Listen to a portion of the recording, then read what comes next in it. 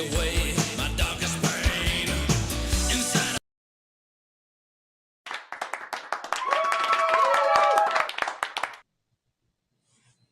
Hi, Brandon. Welcome back to the US Hello. of A from your wonderful vacation in Monaco and south of France. Yeah, so glad to be back. I don't know if you can tell, but I got a little bit of sun. Nice. I First love few it. days, I made the mistake of forgetting my SPF. Normally, I'm very cautious about applying my SPF regularly, but I just had forgotten about it because I was enjoying paradise. And the next thing I know, I got a little sunburn, and I was like, somebody got a little bit of sun. But it was an amazing trip. But I'm glad to be back. Very glad. Awesome. Well, why don't you go ahead and start us off on this show, which I am so happy to get into this topic. Yes, well, welcome to Love Insight, the site for science based insight to help you find love. So, I'm Brandon. I am a psychological researcher, matchmaker, and dating coach, helping people find love utilizing original dating data. And this is our host, Arlene Washburn.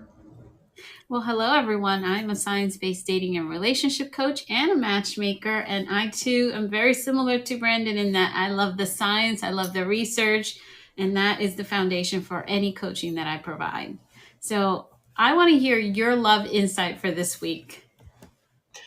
So, someone reached out to me to inquire about my matchmaking services. And part of my routine is finding out, well, why do you need matchmaking services? What is the source of this need for you? And they had informed me that they were on a dating hiatus, meaning that it had been almost a full year in which they had resigned themselves from the dating world. They hadn't been on any dating sites. They haven't been trying to meet people in real life. They haven't been seeking relationships or romantic candidates through friends or family members. They were really just trying to focus on themselves. And the reason being was they had a really bad breakup. And so they were trying to recover from that breakup. And I had asked them what they had done to recover from that breakup. And their response was, well, focus on myself and just take a dating break. They didn't really have any concrete actions that they had been taking other than those to really recover from the breakup. So I told them that at this point, I didn't feel like matchmaking was the right service for them. I felt like they would benefit more from dating coaching because they hadn't necessarily done the work. And so that was my love insight for the week, was that taking a dating break is only beneficial when you're doing the work during that break to improve the circumstances that resulted in you needing that break, which is why I thought this was a brilliant topic for us to discuss. I love it. And, I totally agree with that. And I'll tell you, my dating insight or my love insight for the week is I was actually on Fireside listening to a conversation with two lovely women who were both single and moms. And I'm sure that they are wonderful moms and love their kids. However, they refer to their kids as baggage, meaning, and I don't even know that they recognized or realized that they had said that, but basically they were saying that they came with a lot of baggage because they had kids. And so my love insight for the week is that your children are not baggage, right? You never refer to them as that. This is like a wonderful thing in your life. What is baggage, though, is the mindset, your mindset about past relationships.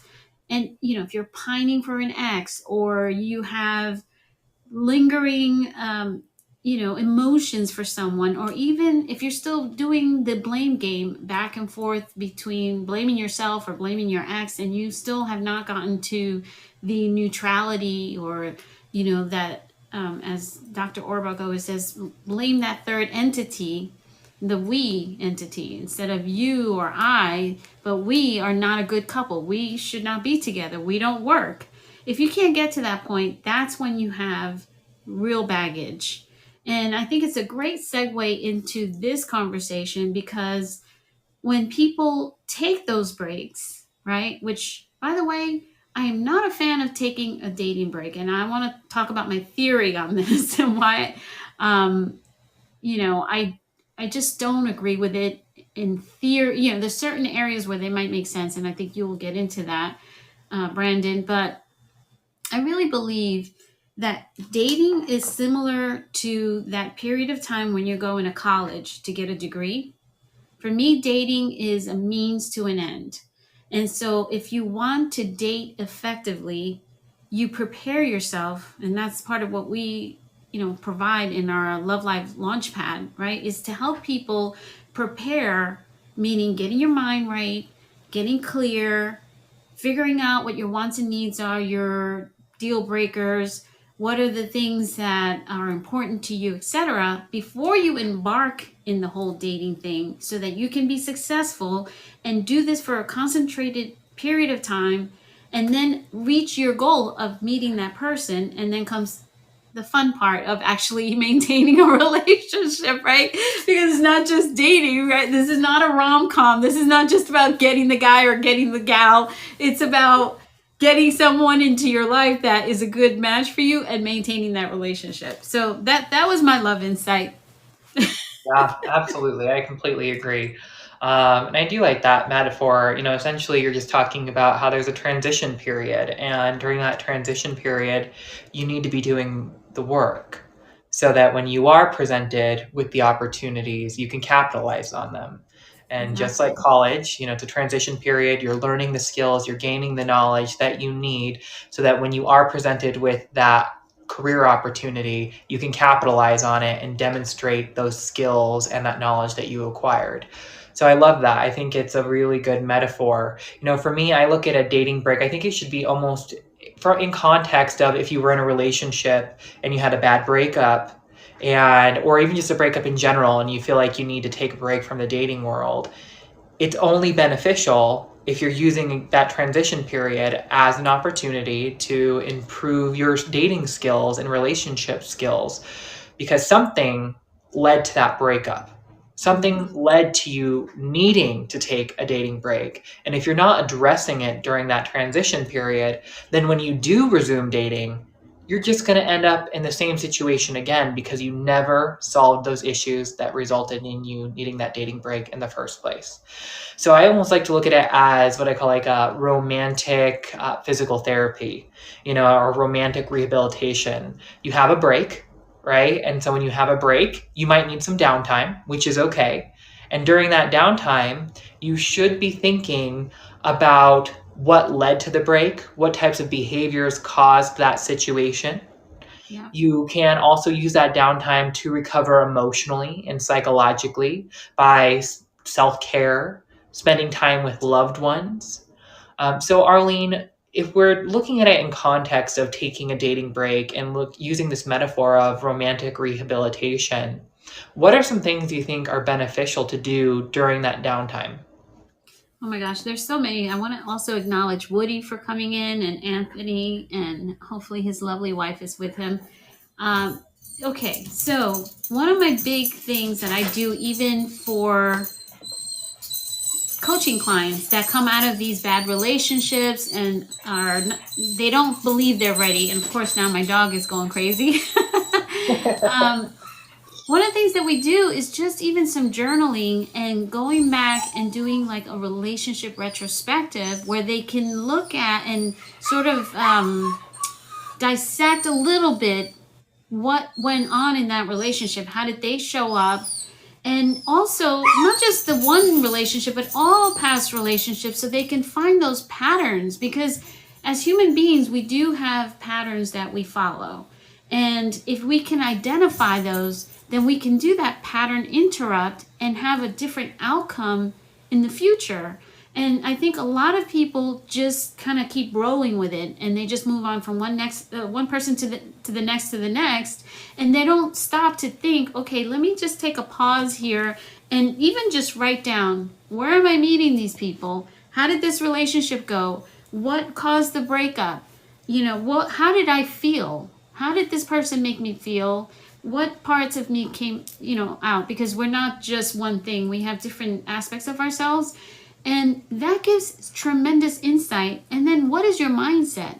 Because mindset is everything. And I believe, I was just on Instagram with someone who commented on one of my posts, and this person is so entrenched in their belief about, that there aren't any good guys out there, and that it's very difficult to actually meet someone, and that, the online dating world sucks and all this stuff. And I tried to say one or two positive things to sort of offset what she was saying, but she is so connected to her own misery that you need to break through for yourself. So anyway, that was one thing that I would say, is just to really take a look at your past relationships if you've never done that before, and look for those patterns and look for a pattern interrupt.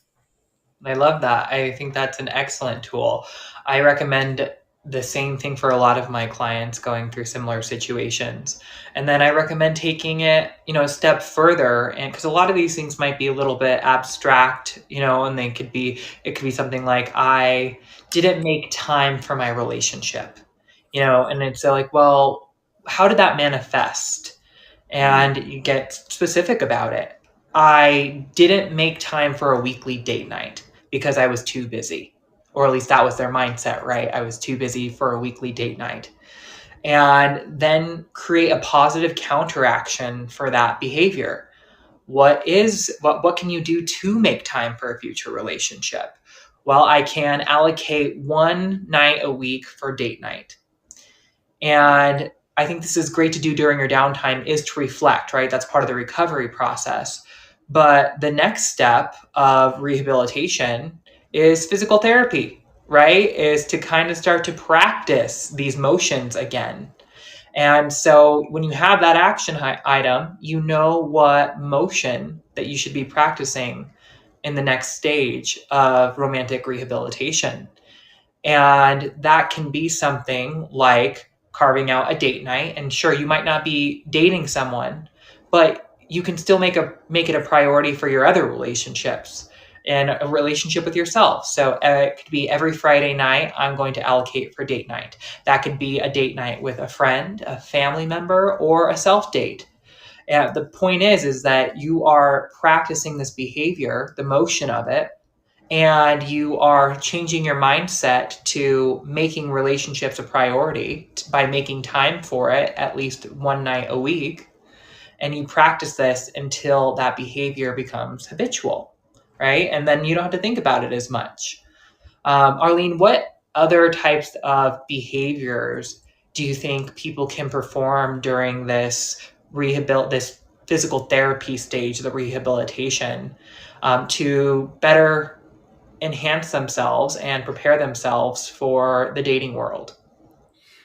Well, one of the big things, we've talked about getting that clarity and understanding what your needs are and what your wants are in a relationship, but then learning how to communicate your needs. And this is something that you can start immediately. It's not just with a significant other, but if you go through life, whether it's at work or with your family members or your friends, and you're able to communicate your boundaries, your needs, and also really show gratitude.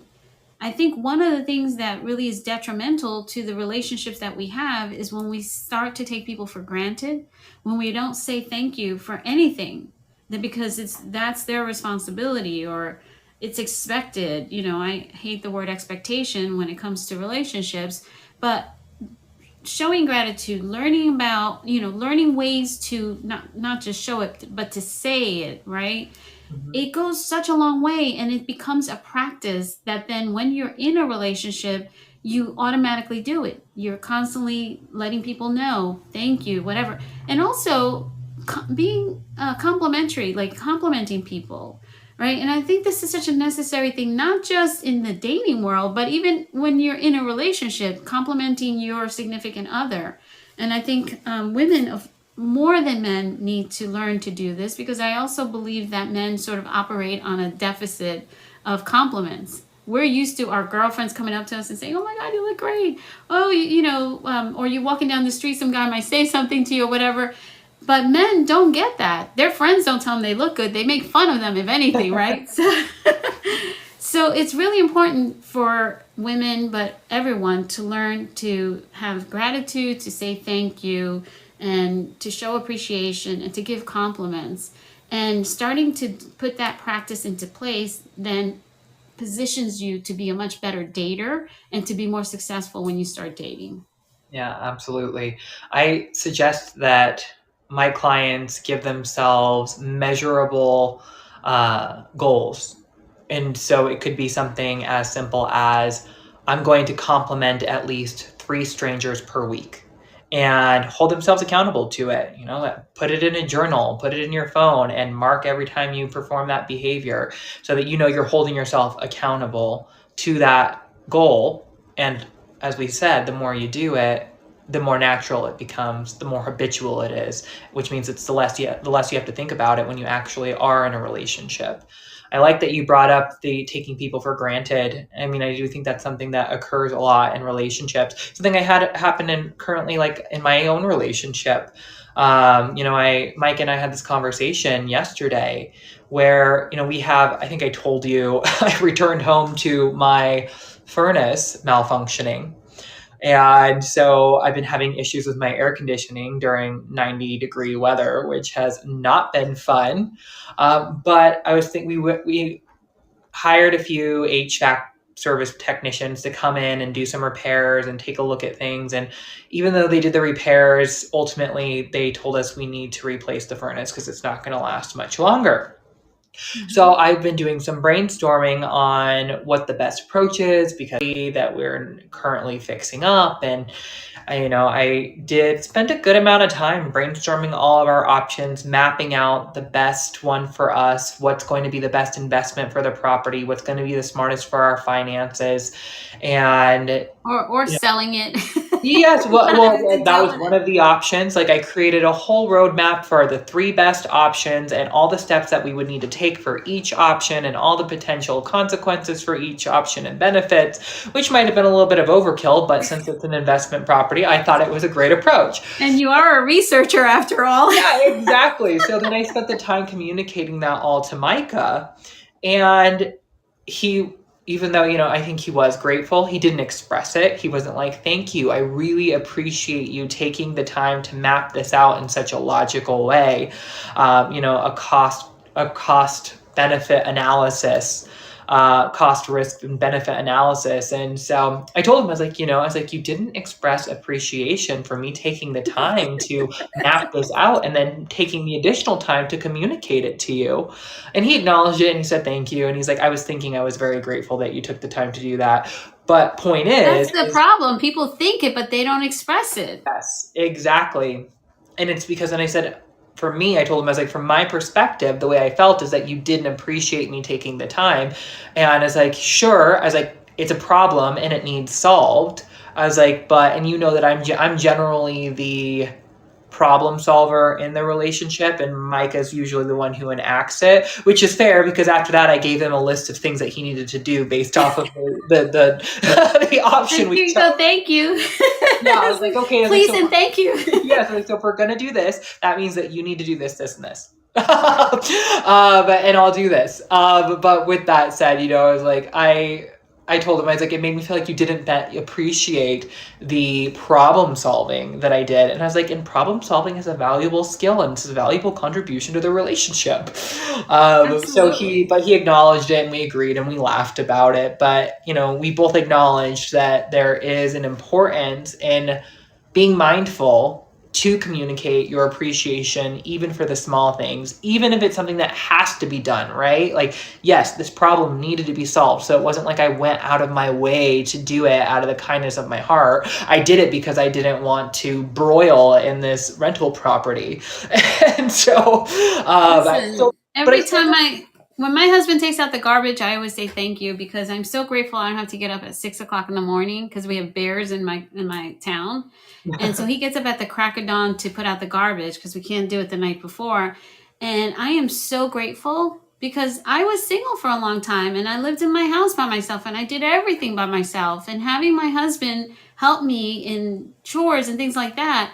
but it's something that you can put into practice even if you don't have someone in your life right now, because then it's almost like how you do one thing is how you do everything. And so if you start to practice this behavior and communication style, I think that it permeates throughout your life in a positive way.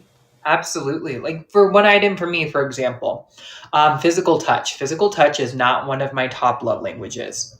That's when And you and I part ways. it was something that a lot of people value physical touch, not only in relationships, but in platonic relationships and even professional relationships, right? Knowing how to touch someone in a way where it creates connection is a really valuable skill to have. And it wasn't something that I possessed, but it was something that had been communicated to me in my past relationships, both in my familial and in my platonic and romantic relationships, that, they wished that I would hug them more or cuddle them more or just connect with them more. And it was something that I was like, for a long time, I was like, well, no, it's just not who I am. I don't need to do that. This is who I am, and you either like it or you don't. And so because of that, I decided, after enough people told me that, Brandon, you're really cold, aloof, and prickly, and I can't even tell if you like me. And I'm like, well, we're dating, aren't we? I finally decided to make it a goal of mine to practice. Exactly. And I made it a goal to practice physical touch. I was like, okay, so at least once a day, I'm going to find an opportunity to even just reach across the table and touch someone's arm or give them a hug or, whatever it might be that I feel like would be appropriate for that time to really capitalize on that connection. I practice. And now it's something I'm completely comfortable with. It's still not completely natural for me. I don't, but it is something where I'm like, okay, I feel comfortable doing this and I don't have to think about it as much. I love that. And it's such a great point, Brandon. And I want to introduce to you Anthony and his lovely wife. I've been on their show. Hey guys, I'm so happy to have you here. And this is my partner in crime, Brandon. Hello. Well, hey, Brandon and Arlene. We love seeing you this evening. Yes, we do. Yes, likewise. I'm glad you came to the stage. What do you call today? Is it like Love Wednesday or something on Fireside? Relationship Wednesday. And you all are starting it off. Love that. Yeah. Awesome. How about that? You didn't know. You're part of Relationship Wednesday. But Brandon. Talk to us. I was getting ready to get on Brandon's case. No, don't do that. I have nothing but love for you, Brandon. I have nothing but love. I have love for you, Brandon, also. Okay. But, the deal with not being a hugger and not showing the affection, you did come around, which is good. But I'm in your corner. I was that person. I didn't know how to hug. I didn't know how to say, I love you, or to anyone. It could be my family member, could be someone I'm dating, someone I'm engaged to. And I didn't know how to say, I love you. And so I didn't get married that time I was engaged. Because I couldn't say I love you, which is a good thing. But I dated one woman and she said, oh, come here, give me a hug. And I gave her a hug. She said, what the hell was that? I said, it was a hug. I did the same thing to my husband. That's so funny. Yeah. She said, it was a hug. I'm like, it's a hug. No, that wasn't a hug. And she literally taught me how to hug. I didn't know. I didn't have a clue. So in the end, I was happy that you came around. Yes, I mean, I still there's moments where I'm still like, if I'm really close with the person and I know that they need a hug or something, I'm like, how long do you need this for? Oh, Brandon,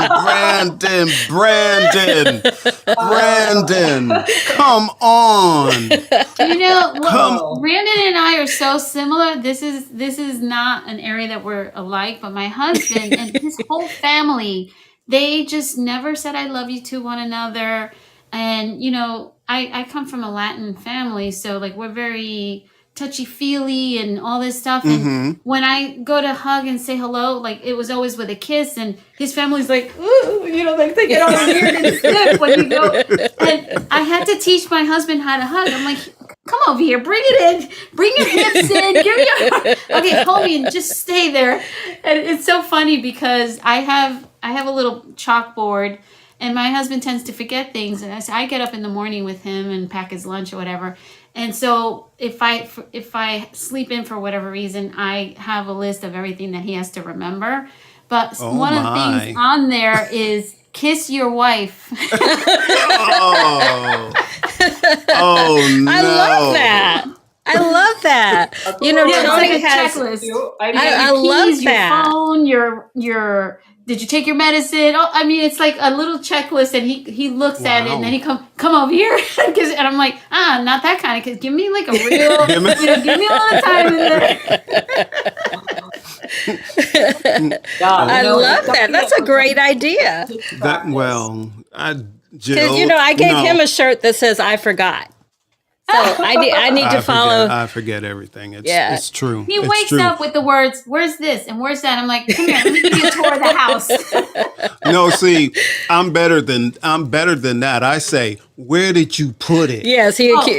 Yes. Yes. No, darn well she didn't touch it. Okay. We reformed from that because we've been on this kick of taking responsibility because he loves to project everything on me. And so, like, Yeah, I know that's you what we did do. you move it? I had it there. I'm like, no, I did not touch it. And so you need to accept responsibility for the fact that you forgot. Now I can help you look for it. Would you like me to help you look for it? And so, he's retraining. I'm like, I really cannot respect if you don't take responsibility for things.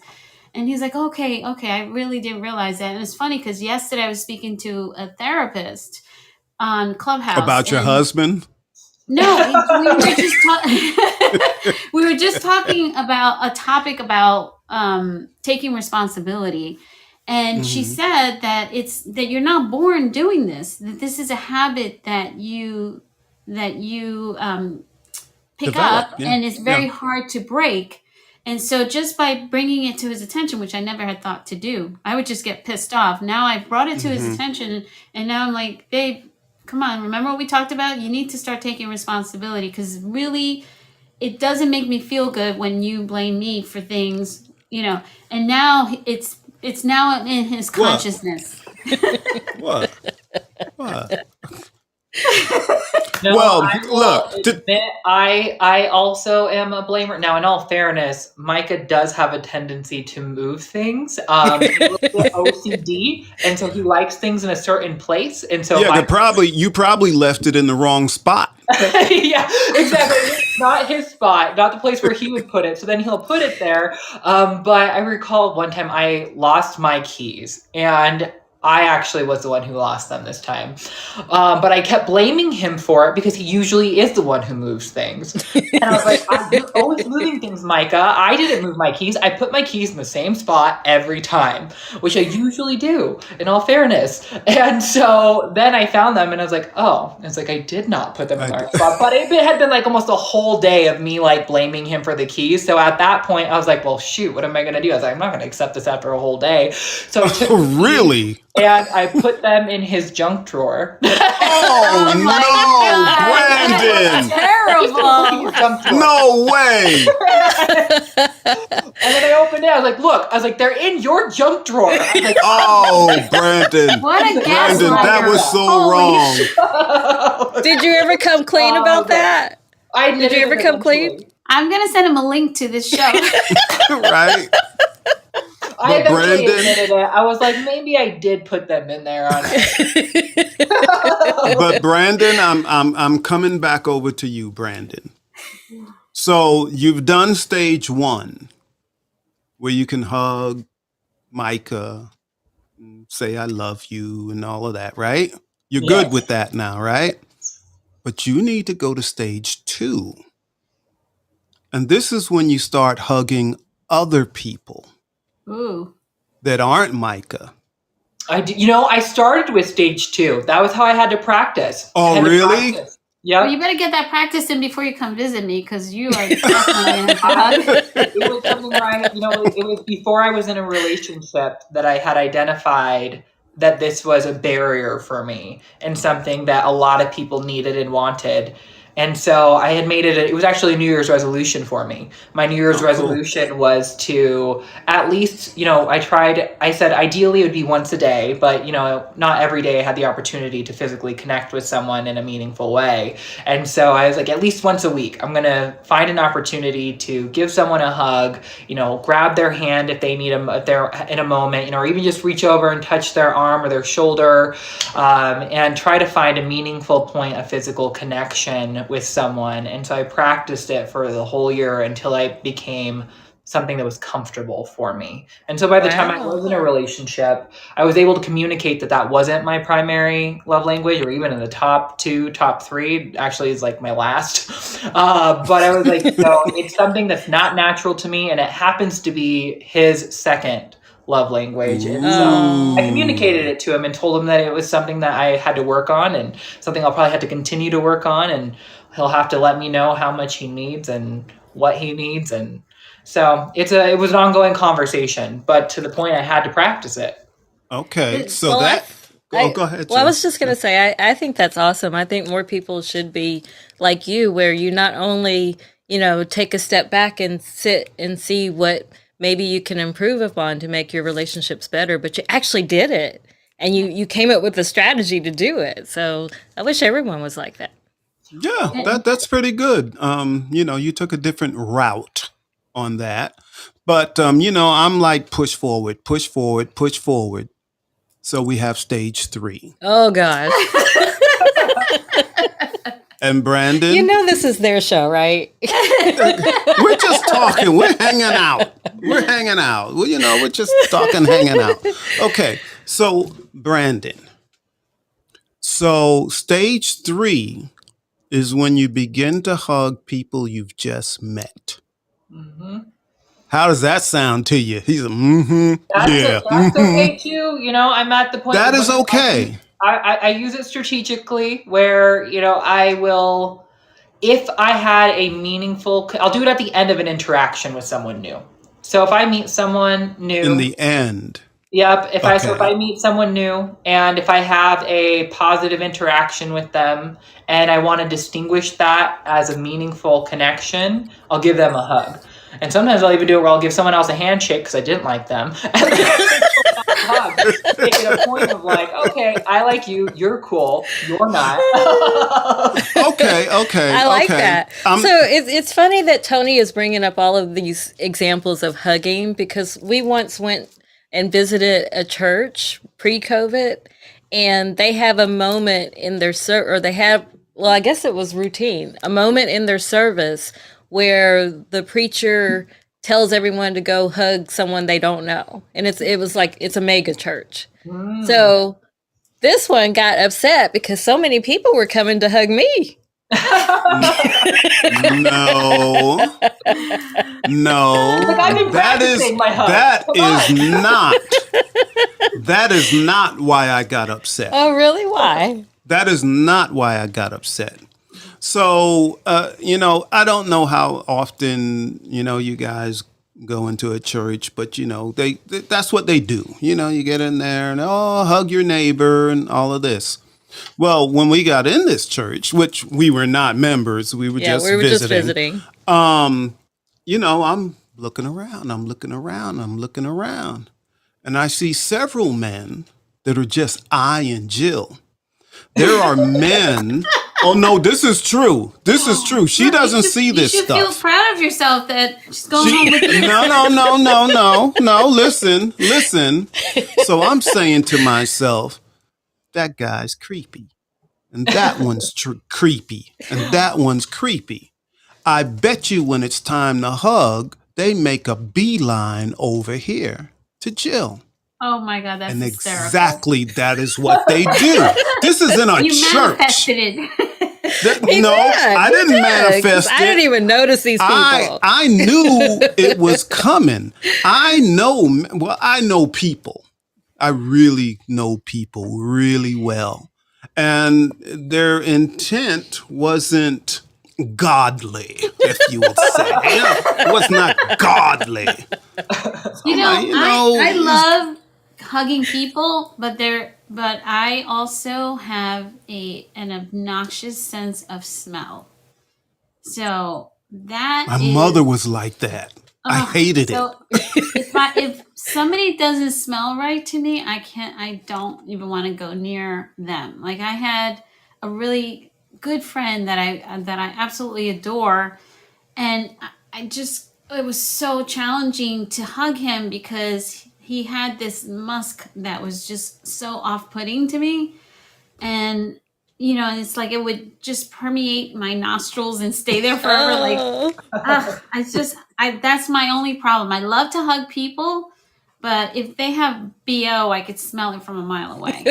You know what? Something in terms of taking it to the next level, I haven't practiced this yet, but something I admire in people where physical touch comes naturally, and you can always detect these people, right? They're the person, like, if someone says something really funny, they have no issues like putting their arm around them and kind of laughing. Yep. Or yes, exactly. Yes. Like, or like if they're complimenting a piece of jewelry, like a watch or a necklace or something, they just innately reach over and will like touch it in a gentle way where it's not awkward. And I'm like, God, I was like, that is such a cool skill to have. I notice it when people are like that. And I think it's a really powerful skill to have. And I'm like, I don't know if I'll ever get there. I was like, but I haven't practiced that one. But it's something that I want to.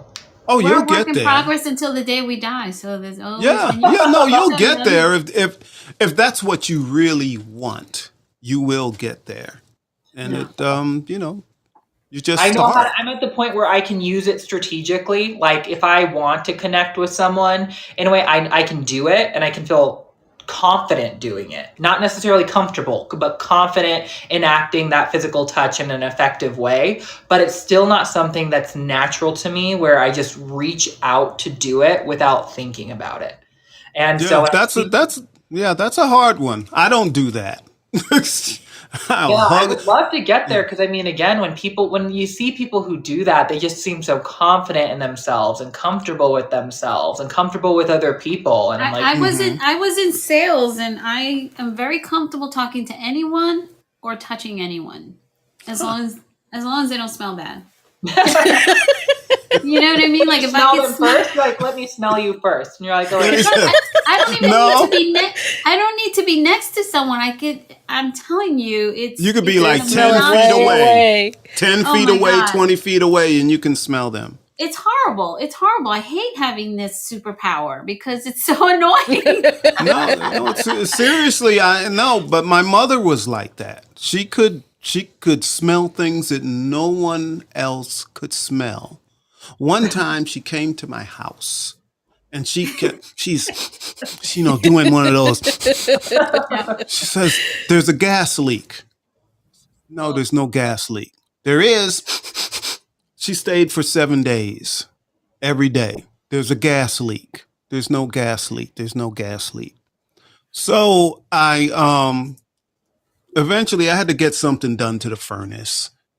And I said, "Hey, is there a gas leak in my furnace?" And the guy's like, "No, there's no gas leak. I don't smell a thing. There's no gas leak." And I said, "My mother was here. She's got a great sense of smell. She says there's a gas leak." He says, "Well, let me get a meter. They have this meter that can tell you whether there's a gas leak." And there was a gas leak. No one could smell it but my mother. So drive me nuts, though. But I guess But it was good. saved us from getting blown up or something, But but no, growing up with my mother and her nose, dirty socks. She'll smell them before I even take them off. I used to wear my socks so long when I would take them off, they'd just stand up. Oh my God. Oh my God. I'm no longer I was like going to that. say, I'm glad you're not that guy anymore. I'm not that guy anymore. Yeah. Well, I would love to ask you guys, just to get back on topic here about that's what I was going to say. I'd love to know what your thoughts are, because, well, my opinion about taking breaks, and okay, this is why it bothers me. Usually I'll have a woman reach out to me and she's in her late 30s, pushing 40, and just like, "Oh my god, I really want to get married. I want to have kids and time has just passed me by." And when we go back and look at what this person has done over time is that they've not prepared mentally and gotten the clarity about what a good relationship is for them. They have just gone out there to date because they think people think that they will know what they want when they see it, but that's not a strategy. And then when they have a series of relationships that don't work out, then they decide, well, okay, I'm burnt out, I need to take a break. And so much time is wasted, and then they come to the realization that, oh my gosh, I just lost all this time because they think just taking a break is enough. And so, what are your thoughts about what people could do when they take a break, if they're going to take one? If they're going to take one, because I took one between, after my divorce, but I spent the entire time working on myself, and really getting to know. It's like really getting to know. You stay where you are. Okay. Really getting to know, not only, like I realized what I was doing in relationships, which was adapting to whomever I was with. Oh, And okay. in doing so, I lost a bit of who I am. So I introduced myself to myself and Nice. made myself, like 2.0, so better. But I was very aware of what I like and what I like to do. And I started going places where that, people like have the same things in mind, to find the same like-minded people. But Yeah. above all, I worked on me. I wasn't concerned about dating or even companionship. I was perfectly happy to learn how to be happy with myself. And I did I that. love that. I love That's that. I mean, I think you that's hit on very good, two. Jill. I almost agree with you 100%. Almost. But no, I just have a little to add to that. I too got to a point where after my divorce that I needed to take a break. And I realized I did. I just kept making wrong choices. And that's on me. But that's what that break taught me. It's me that's picking the wrong women. And I actually went celibate for probably 2 years. I would not have sex with anyone. 2 years. But during that time, it gave me clarity. And to truly become happy with myself and who I am, to totally begin to love myself. And once I was able to do that, and then also slow myself down, because I was still in my 30s, I had time, so I slowed it down. So in the past, if I met someone and it was going well, within a week, I might not tell them, but in a week, I'm saying, I'm in love, I'm in love, I'm in love, within a week. And then in 2 weeks, I realized I wasn't in love anymore. Okay. So, that was my MO. So I knew that. So I said, you know what? I need to slow myself down. Think about what I wanted in life. Did I want a long term? I was happy with myself, but a long term relationship would be good. It would make me more stable. Okay. So from that point on, I dated in the mind of a long term relationship, whether it turned into marriage or not, but I wanted it to be long term. So when I started dating someone, I wouldn't say I'm in love, and I wouldn't say I love you, I love you, I love you. and I would just spend time with that person until they showed who they truly were. And then and they could see who I truly was also. Okay. And then I realized, no, this person is not for me. So it kept me from making a lot of mistakes and everything else. So some a break is good, but what you do in that break is very important. Yeah, If you don't change your mindset during that break, you'll end up right where you were. Mm. Then the break was exactly. no good. Yeah, Absolutely. I that's You know, my loved opinion. something everything that I you, heard. yeah, Go something you ahead. mentioned, Cool. like, and it goes to, step three of that whole metaphor for using a break more as rehabilitation, romantic rehabilitation. And, after going Absolutely. through, you have, your downtime, you have your physical therapy or your dating physical therapy to practice the motions, right? Improving yourself, strengthening yourself. But then you slowly have to regain normal mobility, right? And Yeah. that's what you were just basically talking about, was taking things slow back into like a normal mobility of dating, but doing it slow to make sure you didn't fall back into the same motions that resulted in the break in the first place. So I love that. Yeah. It's very I love mindful. that Absolutely. analogy. Yeah. That's great. I mean, Yeah, that is yeah, great. I heard so many good things in that. The slow dating, which has become the meta or synonymous with intentional dating, right? So, Yeah. by the way, men fall in love faster than women. That's what the data and science shows. So, this idea that, in fact, men are usually the ones that will say that they believe in love at first sight. That's not usually a female thing. Yeah. I've Yeah. never said that. But are unfortunately men's emotions are led by their eyes, which Yeah. is the problem.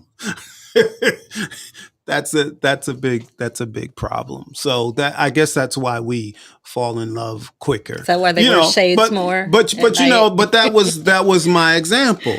I would meet somebody, and in my mind, I'm in love. I'm in love. I'm in love because I liked what I saw. I heard, and oh yeah, this is good. Yeah, I'm in love until I get a little deeper. So I guess that's Yeah, why men fall in love quicker.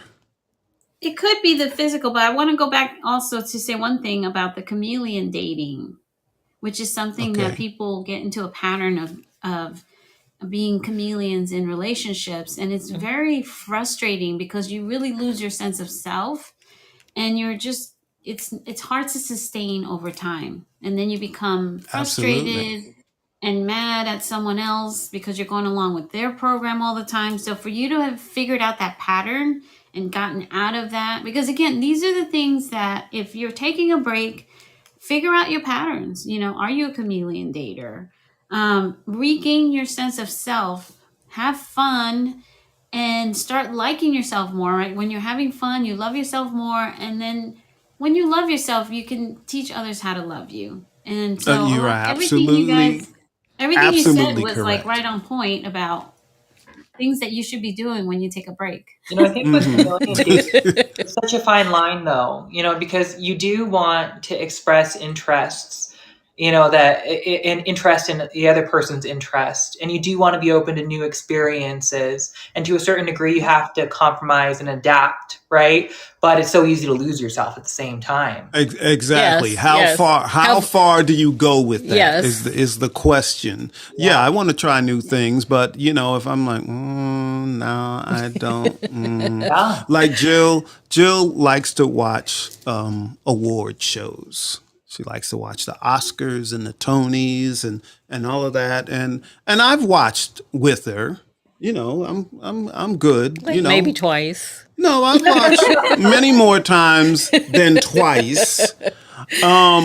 But in the long run, you know, if we were winning a Tony, I'm all in.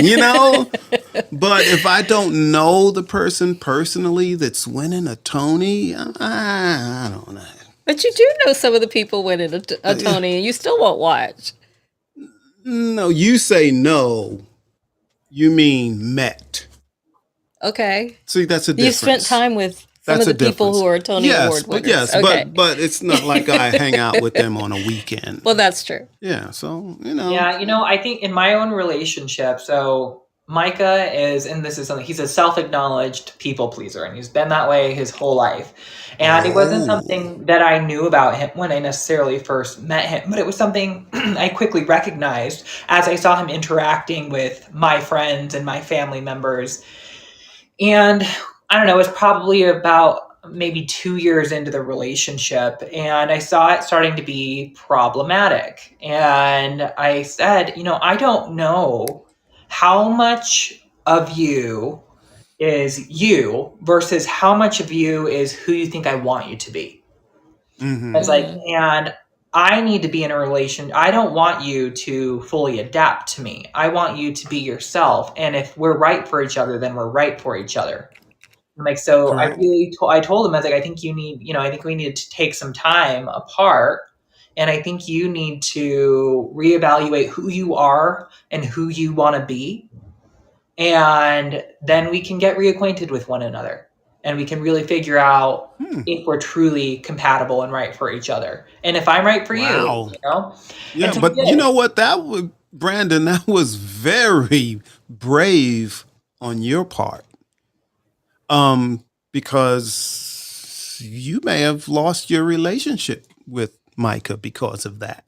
Sounds might like have you said- made it stronger, though. But it made it stronger. But that's why I'm saying it's very brave to go to the next step in that relationship where you can be honest and say, hey, what you're doing, this pleasing everybody, is not working for me. I don't know who you are for real. And we need to take a break to see if you can get a grip on that. That's, most people don't have the courage to do that. So bravo. That was excellent. It was a risk, It was Yeah. something I identified as I'm like, it could easily end up where he takes it completely wrong. He could, say, I don't want to be in a relationship with someone who says something like that to me, or he could just not do the work, period, and not agree with me. But, and obviously it worked out. We've been together going on 12 years. And Wow. Yay! he agreed with me and he did the work, and we don't always agree, and it's still something, because that is so, he's been like that since he was a child. Even his parents acknowledge this type of behavior, and they acknowledge it in more of like a positive way, like, oh, he was always my little helper. And I'm like, but did he really want to help you, or was he just trying to be a people pleaser? That's where it started. Exactly. Yeah. And so it's something so ingrained, in his psyche, that even now things will happen where I'll have to double check. I'll be like, do you really agree with me? Right. Do you really want that? Do you really like that? Or are you just saying that?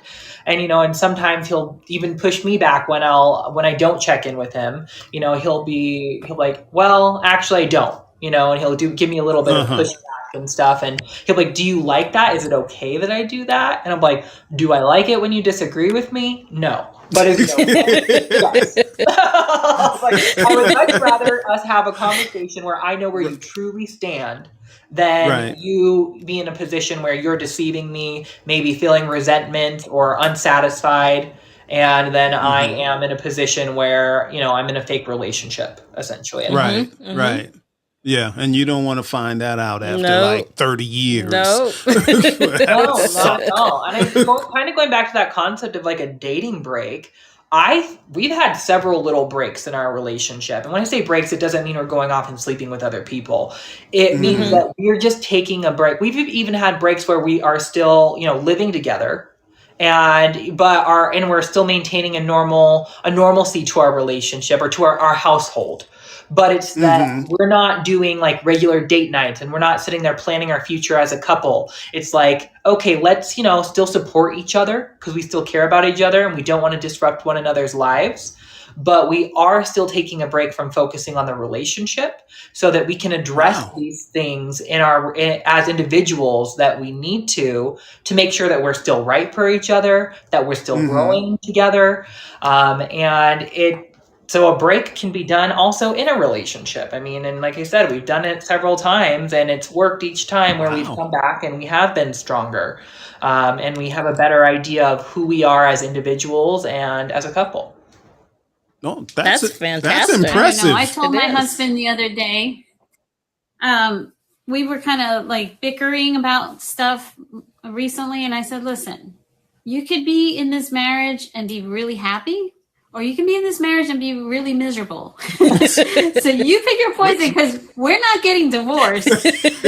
And, he, first of all, it cracks him up that I said that, but he actually thought about it and said, you're right. Like, what the hell am I doing? Why am I being an asshole? Of course, because it couldn't be me, But no, in all honesty, like we always kid around about forever, because that was like our little thing. There's a movie Sandlot where Oh, they say yeah. the word forever in Forever. slow motion. Or- And so That's we right.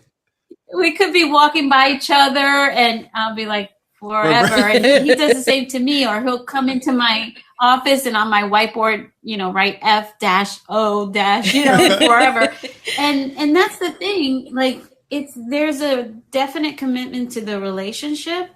So we need to get all the other shit in place, because this relationship is here to stay. So, like, what are you going to do? You want to be miserable? We're going to, and so we have our ups and downs, even though I'm a relationship expert, I have my challenges, just like I'm a human being. So my feeling about it, though, is always, how do we fix this? Come on, let's roll up our sleeves. Let's fix this whole situation. So the people pleasing, we went through a phase where Warren used to do that, where he just kind of wanted to go along with me. And I would grill him on, like, what are you passionate about? What do you love? Like, what is something that you haven't done that you really want to do? I want to support you. That's what couples do for one another, is you support each other's dreams, each other's desires.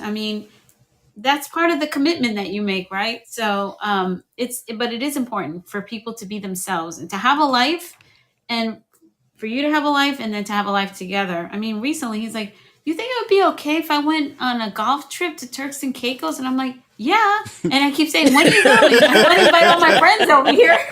I'm like, when are you leaving? I'm going to invite some girlfriends to come stay with me. Yeah. Yeah. Yeah. Of course it's okay. I don't stress out about that. But Yeah. this has been a great conversation. I'm so glad you guys Yes, joined us on me too. stage. I'm glad you were here. Voice down there. Thank you for letting us talk.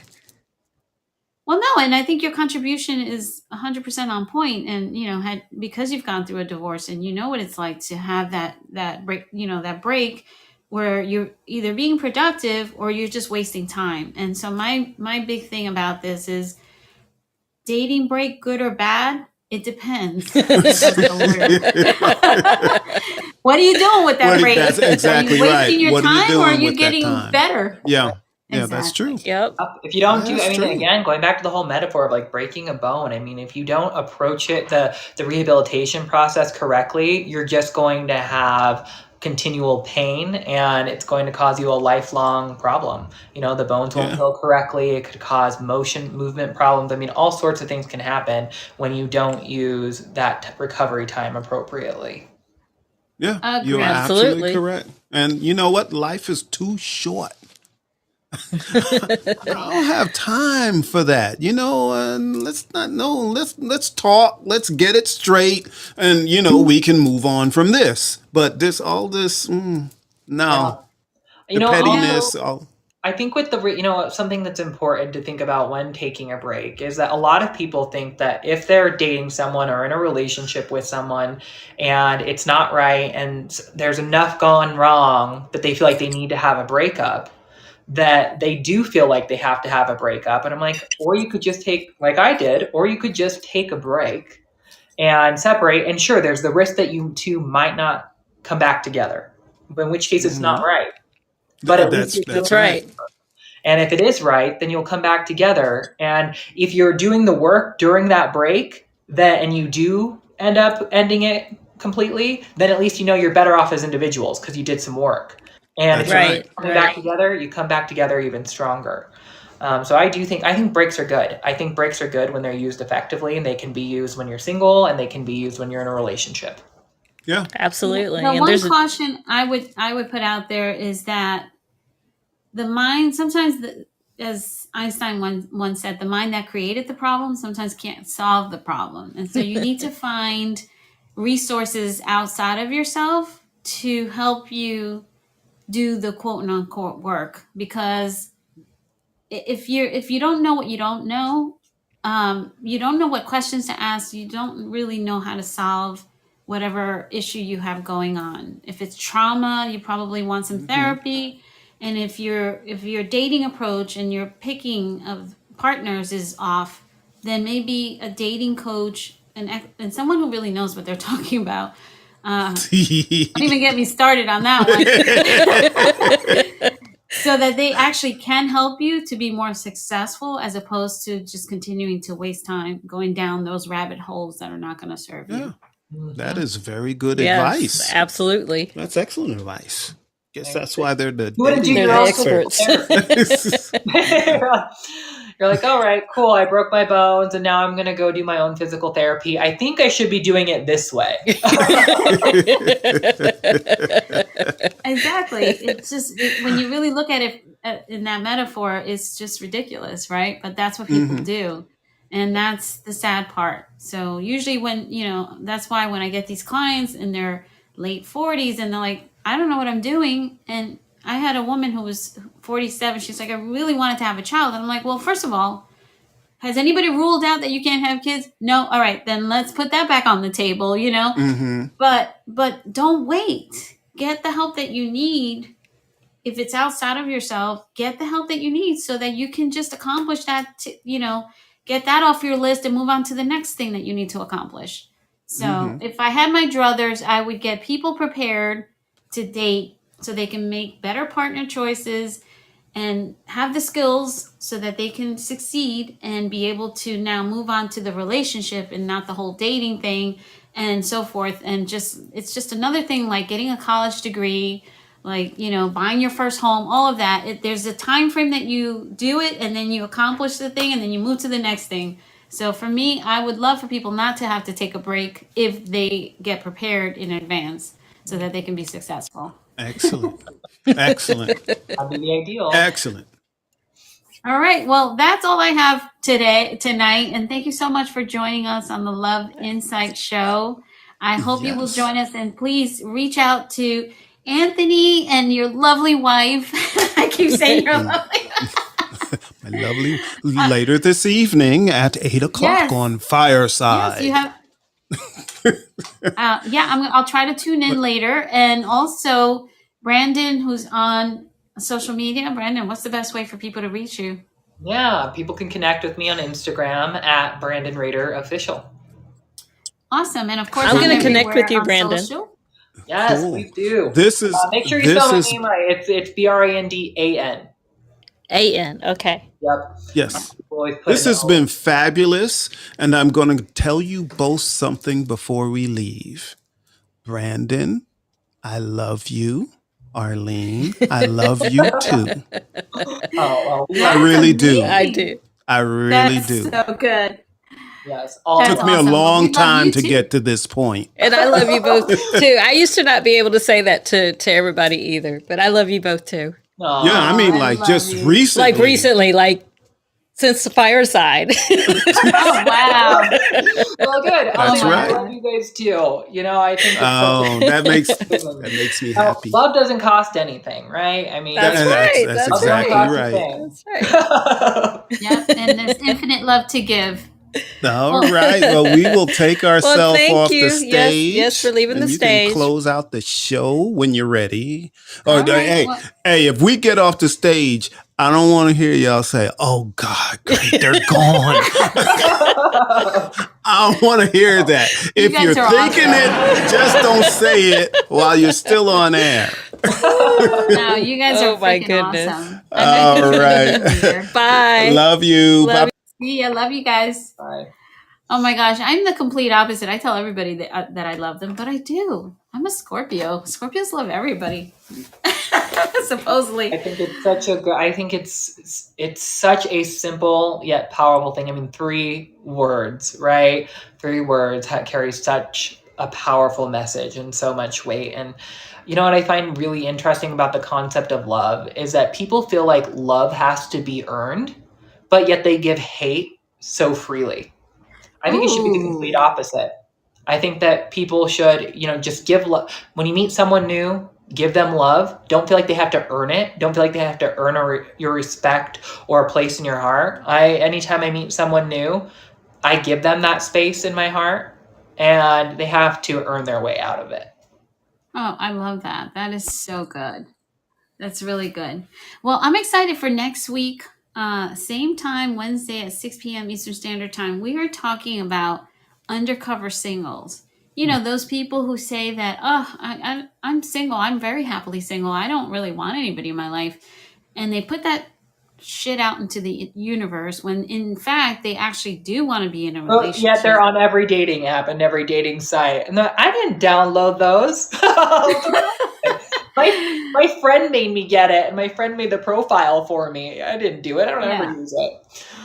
It's so funny. So yeah, I definitely want to talk about how detrimental that is if you really want to be in a relationship and you are operating that way.